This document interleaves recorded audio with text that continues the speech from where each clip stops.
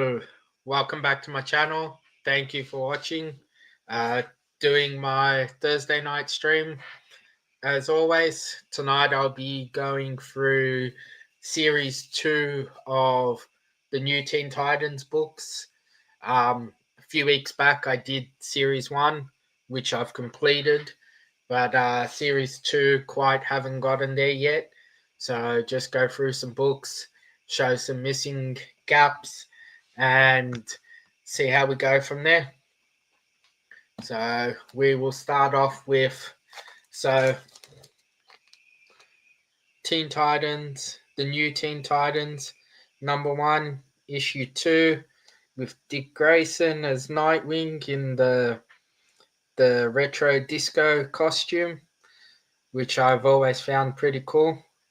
I know it's not an ideal superhero costume, but I do like the look of it. And obviously, just the premiere issue of the second series. So there is a few key books in this second series, not as many as in series 1. These books came out in 1984 and lasted for a 3-year run, making it all the way to around 1987 to 88. So we have issue 2. I noticed that in this run there is a lot of black on the covers and a lot of black covers. So very hard to get high grades. Excuse me, and a lot of team covers as well. Here we have issue number 3.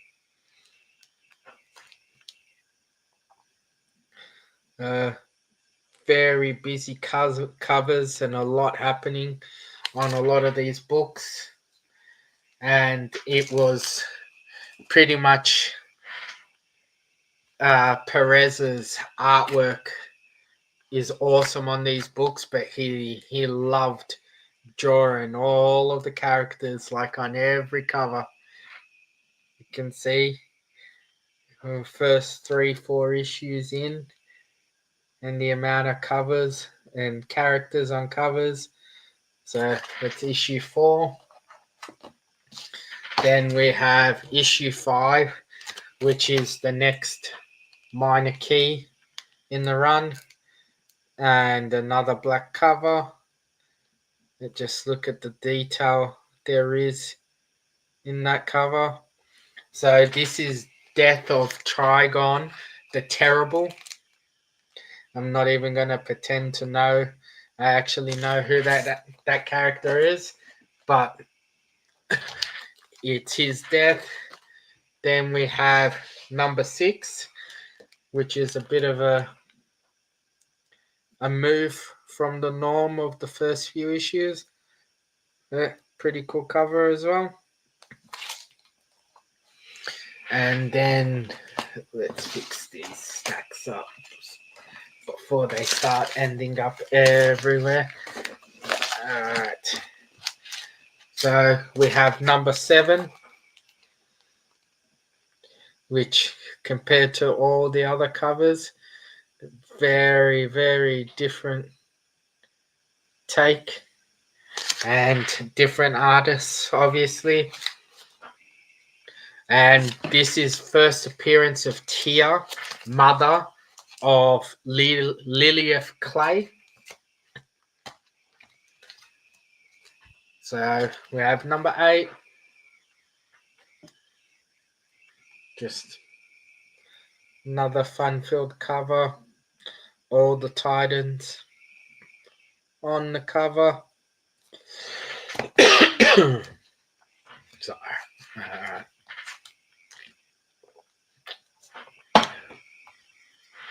Then next up we have number 9.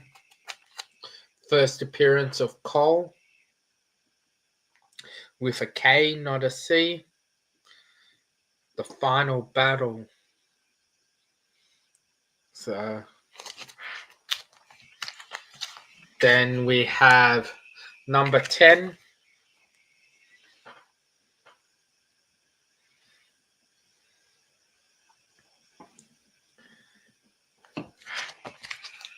And number 11, I've got a lot of the first part of this series, but I'm missing a bit in the back end.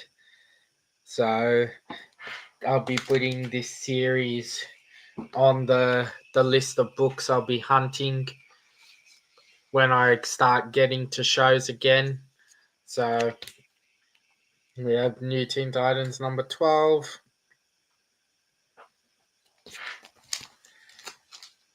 Then we jump a few and we hit 17. Another awesome Starfire cover.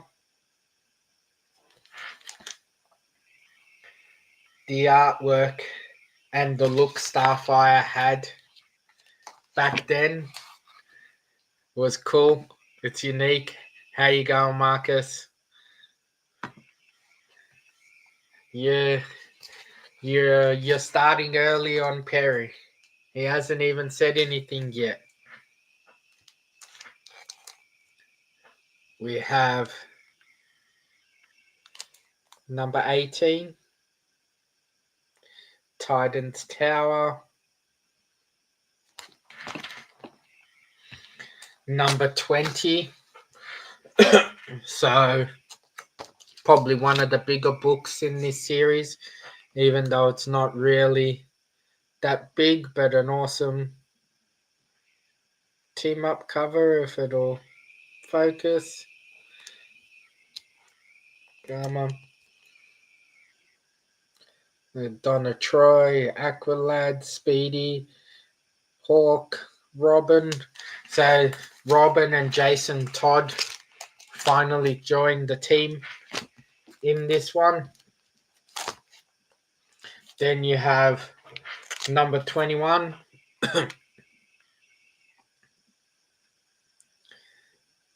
Which is another minor key. First appearance of Leon Harper, the daughter of Cheshire and Speedy, who later becomes Cheshire Cat and then Shoes. So they really had some great names for characters back then. So that's all I have in that Series 2 run of Teen Titans. It's another run that goes to 40 books like the first series and then ends up changing to Tales of Teen Titans. Well, sorry, Tales of Teen Titans ends up changing after the first series, then becomes this is the second series with the Titans as they are after the end of Tales. So because I didn't have a lot of books and was going to be short, I grabbed some of my original Titans run books. Now, I have a fair amount, but I don't have any of the really big key books from that run. So this is the first Teen Titans run starting in 1966. And we start off, I have issue number 3. So some pretty cool old school covers for back then, especially considering in 66 these were coming out close to when X-Men was coming out. So some unique covers. We have number 9 with, come on, Kid Flash on the cover, getting knocked off the ship. Alright, we have number 12, Robin in Space.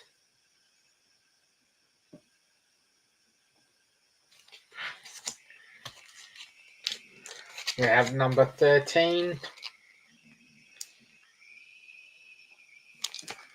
which is A Christmas Happening. And come on, you're gonna focus. bag's not the best on this one. Teen Titans Christmas Tree.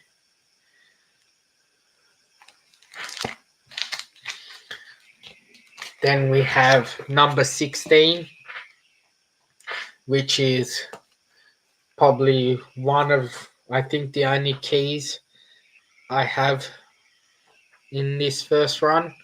I'm missing a fair amount coming out of this first bit, but I have issue 16, which is the first team appearance of aliens of Dimension X. Then we go to issue 20.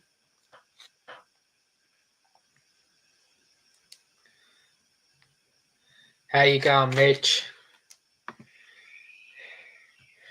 You had a great first appearance in the Simple Verse as a guest, not just in a random video. You done well, buddy. So, saying we got issue number 20. I think black dark covers was a thing for Teen Titans because it seems to span back to their original run. We got number 34. So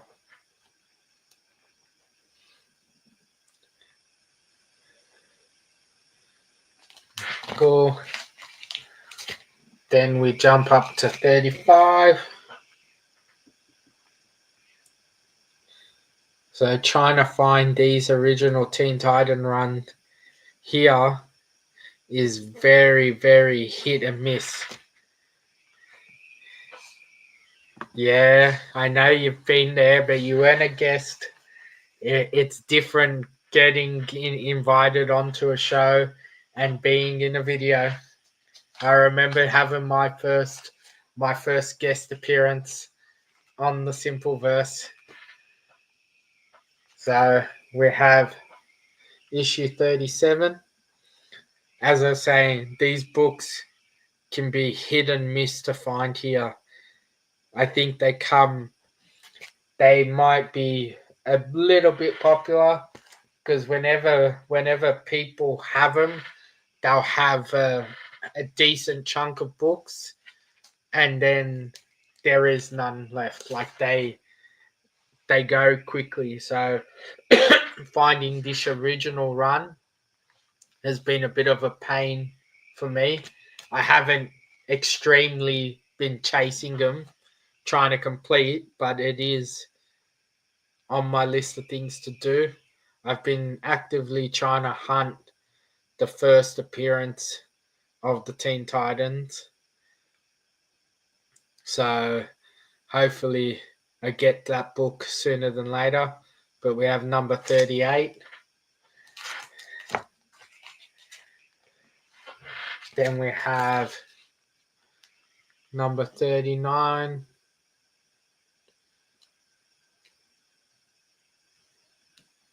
So Hawk and Dove. Nice, great 10-cent stamp right in the middle of the comic.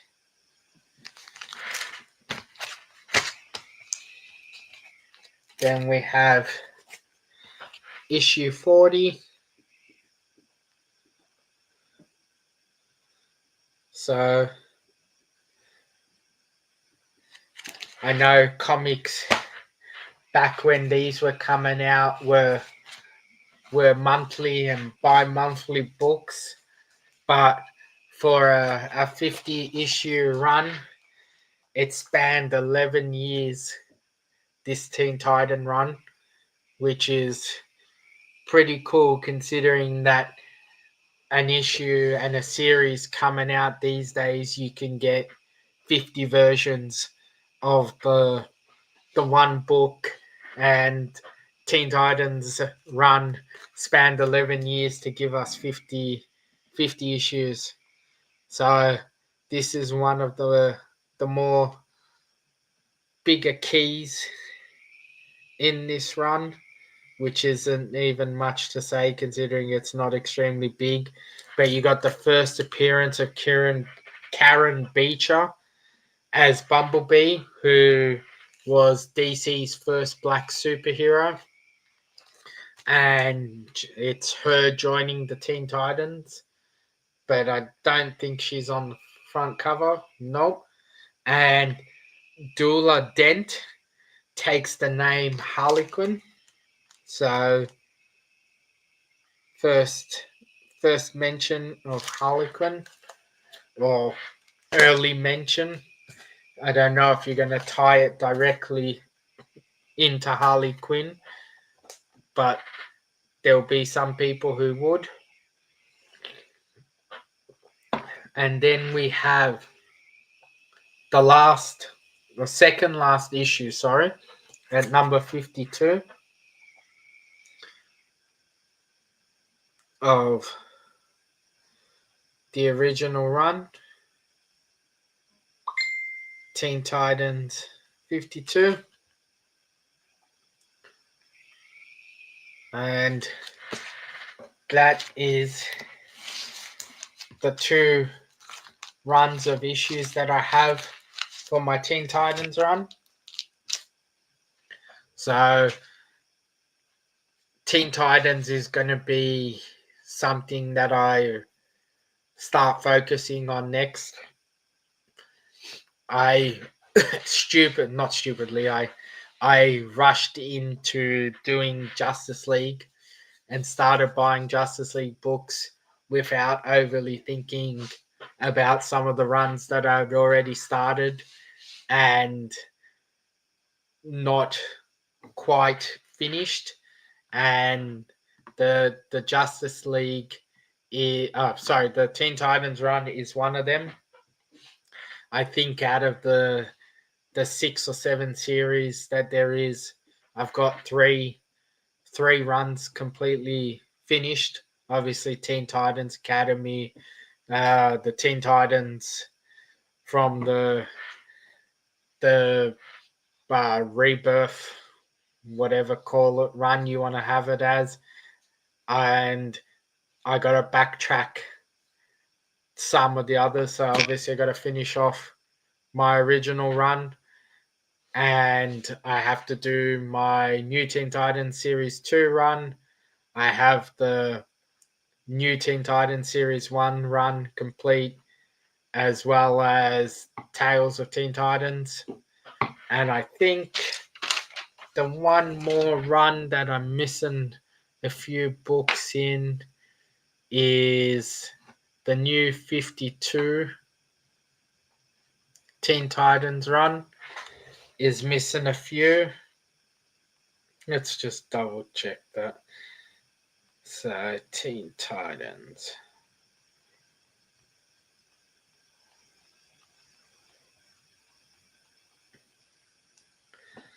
So New Avengers, so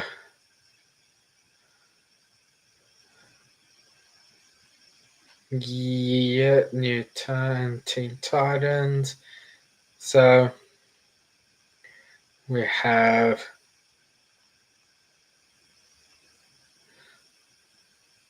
alright, Teen Titans Academy is done. Then Teen Titans Volume 2. I have to get a fair bit, but I don't know if I'm really big fan of that run. So having a look at some of the books, I know I've got some of them, but this, let's see if it's gonna pick it. This run, no, not really gonna pick it. This Teen Titans run, as much as I want to say I want to be a completionist and have all the Teen Titans runs, some of the ones in that series, in that like timeline, like the 90s, late 80s, 90s, aren't really books that I think were that great. So I don't know if I'm going to try and get those runs, but we will see. We'll see how things go. But yeah. So the aim is hopefully to to finish off this Teen Titans run. It's going to be up there with doing the Justice League at the moment, and then I think I might just slow down a little bit and focus on some more one-off books than trying to keep completing runs, especially when the runs I seem to choose to like are never small runs. I never seem to choose a book that's just a 30 or a 40 book run. I like to choose books that are 300 book runs, and trying to get those runs completed is it's fun enjoying the hunt, especially when I attend the shows overseas, and the hunt is more for finding a deal than actually finding the book like it is here. So here you go to a show and you search through boxes and boxes, looking up the series and runs you're chasing, and you're hoping that you might find that one book or two books in that run, maybe three books, and then it's the decision on you happy paying the amount they're asking, and excuse me, and the condition of the book. But the hunt in the States, which I've really been enjoying, is finding that best deal for the best conditioned book I can in the runs I'm chasing. So I know it's probably a little narrow minded considering that how many people collect, but the options that I get to see in the States compared to here just makes it seem like a different world, and a different way to be able to collect. So it's a matter of trying to decide what's more important at that time. I know most collectors have that same problem, but you you're looking at books when you're there that you may have never came close or ever seen before, and having the option of deciding if you want gap fillers, or if you're going to take key books, or if you're going to take that book you've never seen, makes it a little bit more interesting, and makes it a bit more difficult to decide what you're actually going to buy and pick up. And then you throw in the variant covers and exclusive books that come out, and things that we will for sure never ever really get here in Australia, especially like show convention books. Like, I had been to shows in America before the last 2 years, but I had never really known that a convention exclusive book was a thing besides San Diego and New York Comic Con. So we may get varied random books from SDC and NYCC here every so often, but to find out that there's actually show convention books for pretty much any major size show in the States just shows how out of the loop we are here in Australia. And it opens your eyes to the possibility and what's out there to collect. So it's been interesting going to these shows and seeing these things, and it's giving me a new perspective on how I want to collect and what I want to collect and how I go about my collecting. And I know that I've been rambling on a random tangent considering of where I started, but yeah, so I'm doing more of buying in bulk, trying to get best deals I can get from sellers when I'm at shows, than just rushing to buy every book I want here when I find it and when I see it. Especially considering the options we have to actually buy books is not becoming less and less, but becoming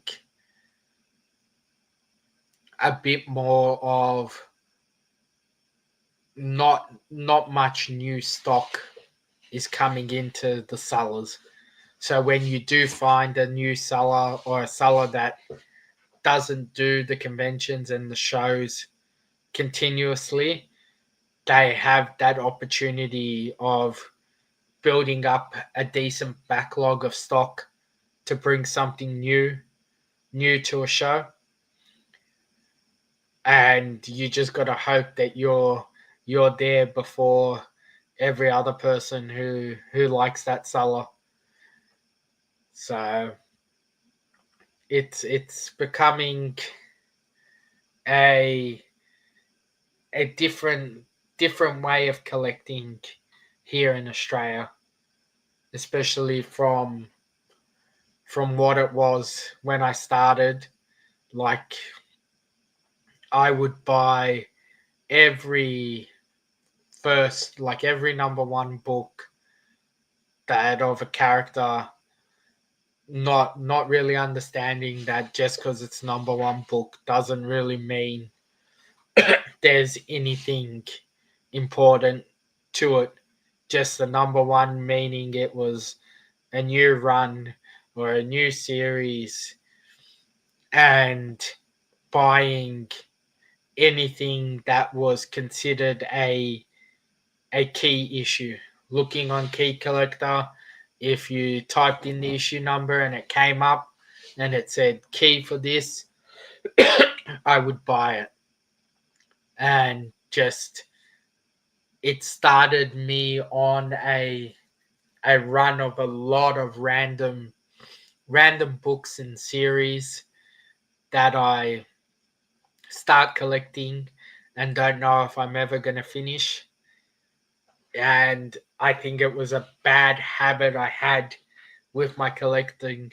Looking at the reflection now that I have in the background, I can see some figures and stuff that I started buying with the intention of collecting whole runs of stuff or whole this, and then just never happening. So those DC figures, let's go here. They were a run of figures that were done. I think they're awesome figures. I'll pull one out.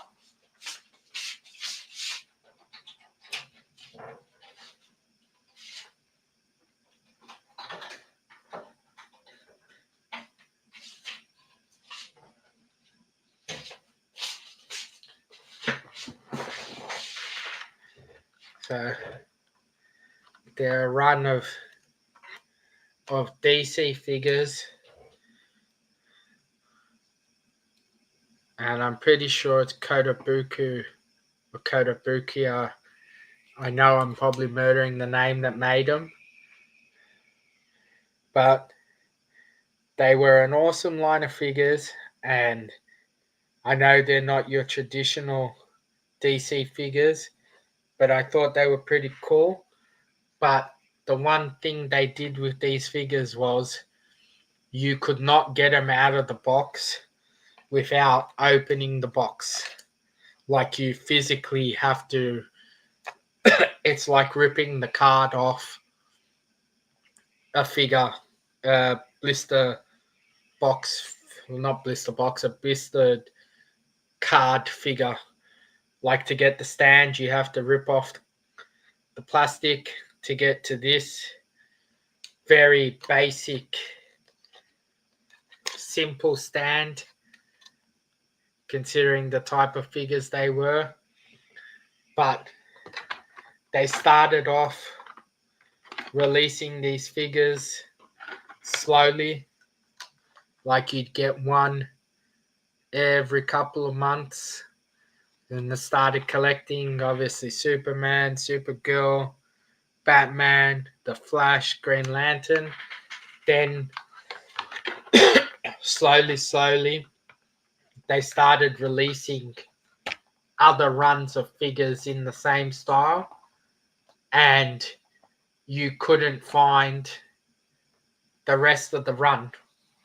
So I'm pretty sure there's, I think, 17 or 18 figures in the set from about 12 or 13 onwards. They changed the look of the statues and started going down a different path with them.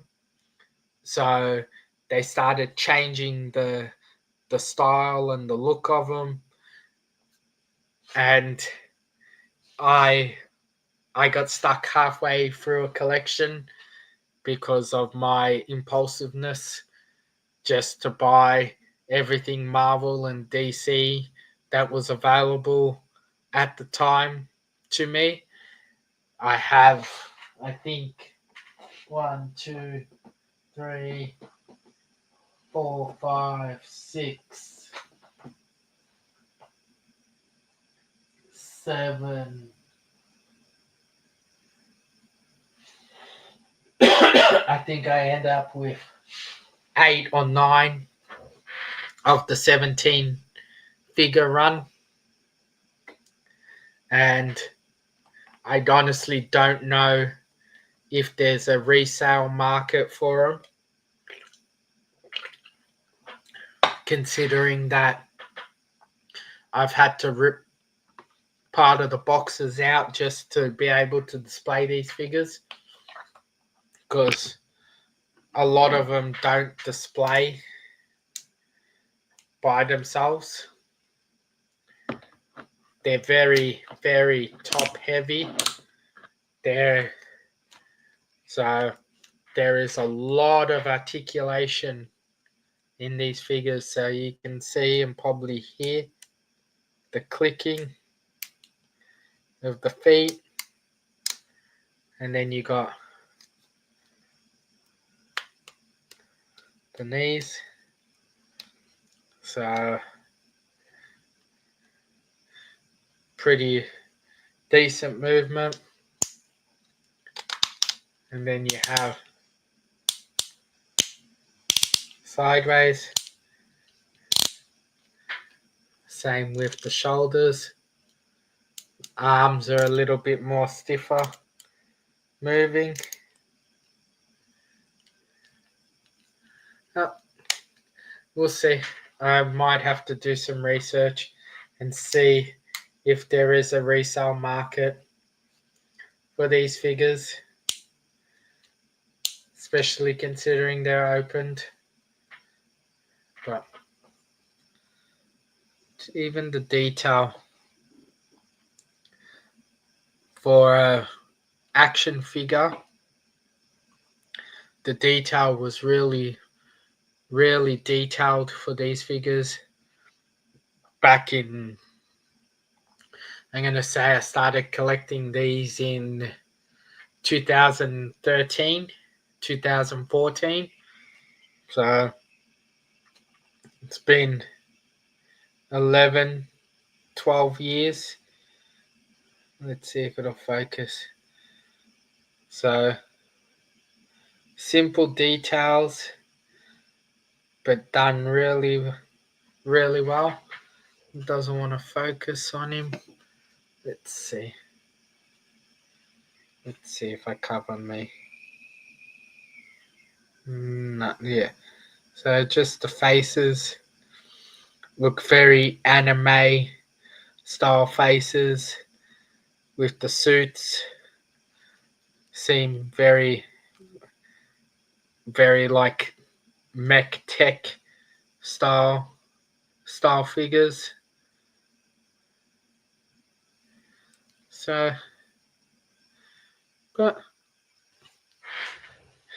we'll see how we go with these.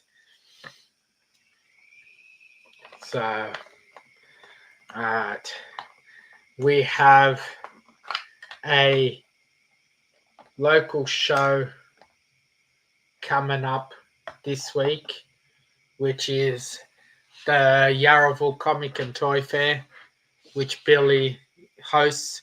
For the Aussies who watch this video, most of them will know who Billy is. It's going to be a small, interesting show with probably the most comic sellers you will see at any of our local shows here. So there is a chance that for next week's show, I will have some books to show. I will have a display piece that I'm getting custom made by Mitch in the chat, that I'll be picking up and I'll be showing in my stream next week, and it'll play a part in future streams. And like I said, hopefully I get some books out of the show. I don't plan on getting too many. Not really going to go extreme picking up, but I might get lucky and find one or two key books or one or two books in the gaps that I have and pick them up. So it'll give me something to chat about next Thursday.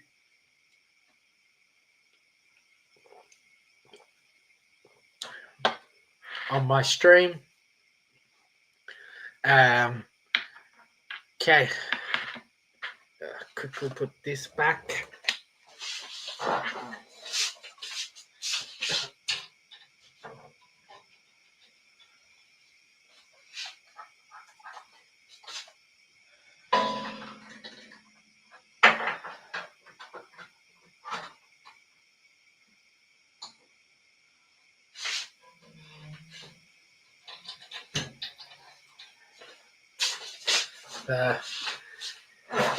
As you can see, I have no rhyme or rhythm to my collecting back there. I have a lot of random stuff and a lot of different stuff because, as I was saying before, I just used to buy everything that I thought was cool and was Marvel and DC.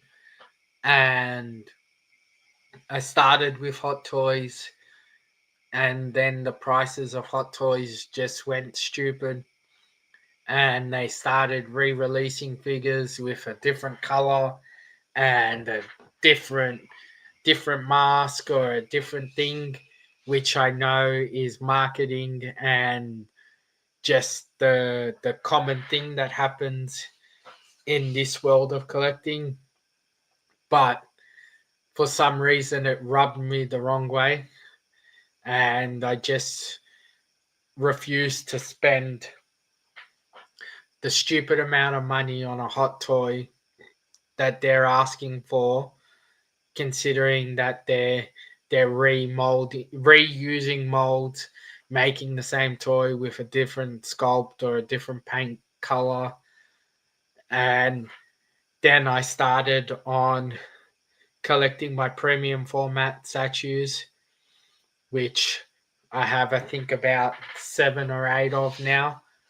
But they take up a lot of room. As you can see, you got the Doctor Doom there in the screen behind me, where most cabinets I can have 4-5 shelves worth of things. In the cabinet with a premium format, I'm stuck with 2 to 3 shelves, and they just take up a lot of room. But I do like those figures a lot more than I am the hot toys at the moment.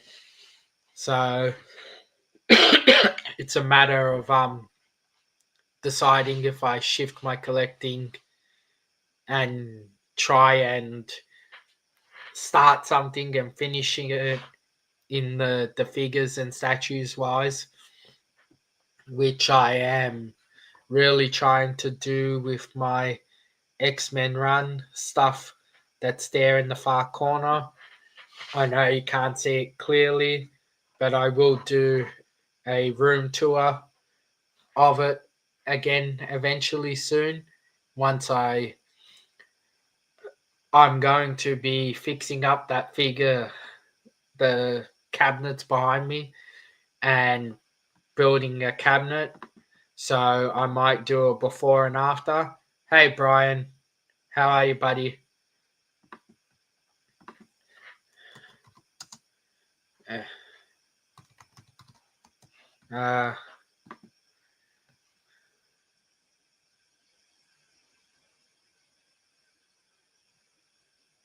yeah, I know. I had that chat with Mitch it was either last week or the week before. He was in the comments on my stream. I didn't know he had attended the last event. He attended the last Days of Future Pop Culture event back in 2022, I think it was. So I'm working on it. I'm working on trying to bring it back. It's just getting. I must have paid him to say it. Yeah, it's possible I did, but I don't think it was enough to make him say it more than once. Yeah, pay him to say it on my stream is one thing. To keep saying it, I don't think I can afford that sort of money, Simon. But yeah, the it was interesting watching your stream, Simon. He's got a lot of confidence, which is great. I must have threatened him. No, I didn't threaten him. I can see him being a big part of the community for a very long time. He's just very smart. I don't even want to say kid because I don't think he's a kid anymore. Very, very smart young adult and got a good head on him. And I think if he keeps doing the stuff he's doing, and if this weekend goes well for him, I can see him being a mainstay in the community and the show scene for a while. And then I might be lucky enough to get him to attend the show I do if I ever do one again.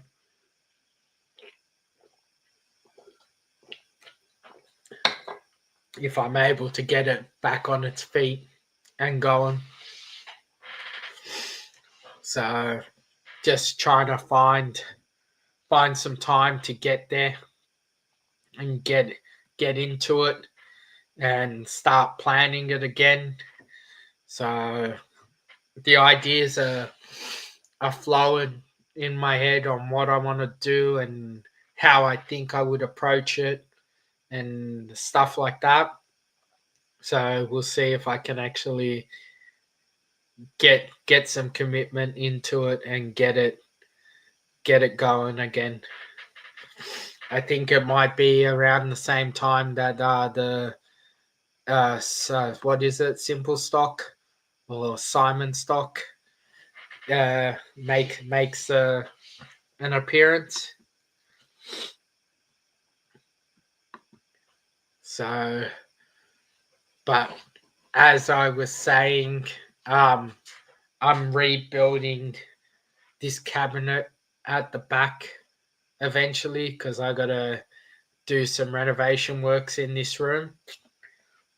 So I might do a sort of before and after stream and do what it looks like before, what it looks like after, and I'm going to attempt, hopefully, if I can get it sorted and worked out, to do like a time lapse of the cabinet getting built and the figures getting put back in their place and displayed, and trying to work out layouts, because I have a habit in my head that I always put figures. So like those two end cabinets, I started putting my X-Men and my Stan Lee stuff in because I tend to like to put off to the side the things that I know that I don't really mess with and chop and change too often.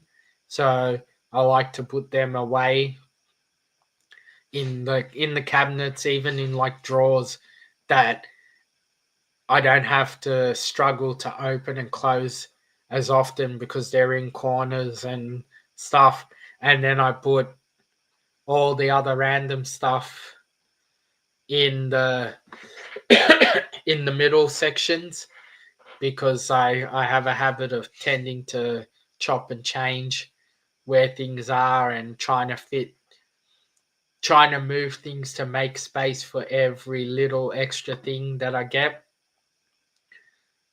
But there's a good chance that when I rebuild the cabinet and start loading things in, there'll be a whole bunch of stuff that just doesn't make it back into the cabinets and probably get moved on just to try and get some sort of style and focus in the cabinets.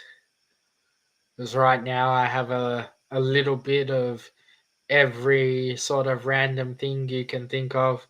I got premium format, hot toys, I have action figures, I have pops, I have Lego, 3D Lego, I have um, resin statues, and I have all sorts of other stuff. I got things in there that I'm not even 100% sure where I actually got them from. So, well, hopefully I get some organization, get some theme to it as well. Like I would really like to have the sort of not so much Marvel versus DC, but just more DC one side, Marvel on the other. And if I'm ever lucky enough to to find some stuff that's Marvel DC, yeah, dude, I'm out of thumbnails. So you've been busy, so I didn't want to bother you. Uh, as I was saying, if I'm ever lucky enough to find some Marvel crossover DC stuff like the Almanac stuff, like figures and that, I'll have a section in the middle where I can put them all. And I'll put my Stanleys and stuff center. Cheers, buddy. So we'll get that sorted, and we'll see how I can change up that cabinet. to get the most out of the space that I have there. Because at last count, I think I've got about 350 items back there. A lot of them obviously pops and the little Iron Man figures and the Legos there on that top shelf, which are just little numbers, just add to the numbers, aren't exactly much, aren't exactly easy to see. And then you have all the other stuff. So I'll speak to, well, not speak, I'll see how some other people have done their videos and done their setups with doing all their revamping of their cabinets and collections, and see what I can do to make the most out of space.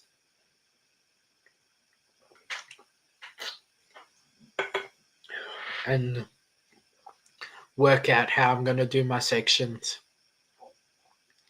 So I know I got the cabinet on my right, well, here on the right is my DC cabinet, the only one that I really have that's actually sorted. And it's pretty much a Batman, Superman, Flash, and Green Arrow cabinet. So we have a whole bunch of stuff there. And then the rest are all scattered, mixed Marvel, DC. Okay. Well, I've been rambling on for long enough. I think I will call it there. So thank you to everyone who has watched. Thank you to everyone in the comments. Click the like and subscribe. And thank you to everyone who catches the replay. Have a great weekend, and I'll be back next Thursday. Take care.